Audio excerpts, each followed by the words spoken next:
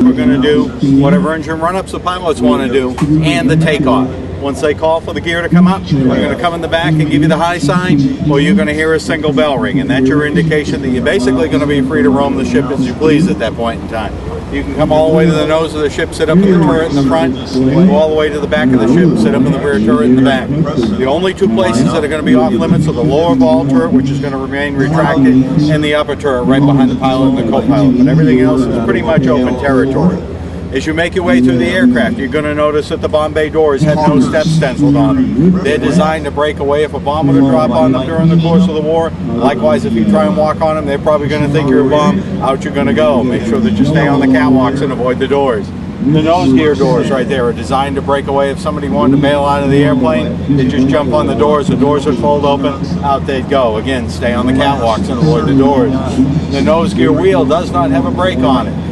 So it's going to be sitting up in the nose, spinning at rotation speed, roughly 120 miles an hour. You climb up there real quick and that thing's really singing away. Give it a minute to slow down before you try and make your way around it. It does so relatively quick. I'm not trying to make you afraid to go anywhere in the airplane, but what I want you to be is situationally aware. It's a World War II aircraft in pretty much original configuration.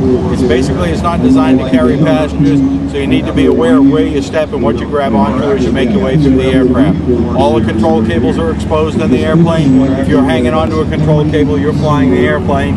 The pilots don't like that. They're pretty possessive. There's a couple of little plexiglass windows in the back hatch. There's camera ports that won't support your weight either. Just basic common sense stuff like that. Once the pilots call for the gear to come down, same scenario. I'm going to come in the back and give you the high sign, or you're going to hear two bells ring. And anytime during the course of the flight you hear two bells ring, that's your indication to go ahead and return back to the seats you were sitting in. Need your seat belted down for the landing, whatever taxi work we're going to do, until I give you the sign it's okay to disembark. Now we're going to do what we call a hot load. We have a second flight after yours. So when you exit the aircraft, you're going to exit through the corner of the rear bomb bay door, and make sure that you either walk out around the tail or directly away from the airplane as the engines are going to be running. Everybody here has signed a waiver. You all understand this plane is categorized in the experimental category. Excellent. It's nice to see everybody's head nod yes. There we go. Pretty simple. Let's have a great time. Don't fall out. Seating arrangement. 4 seats right at the rear bomb bay bulkhead. 3 seats on the floor for you people who want to grab a hold of those 50s and pretend you're shooting your neighbors right away. 1 right up behind the pilot and the co-pilot. Don't worry too much about where you're sitting. Everybody sits in a disadvantaged place to see anything. That's why I'm going to cut you loose as quickly as possible. Any questions? Okay, why don't we go ahead and get on board. It's a little bit easier on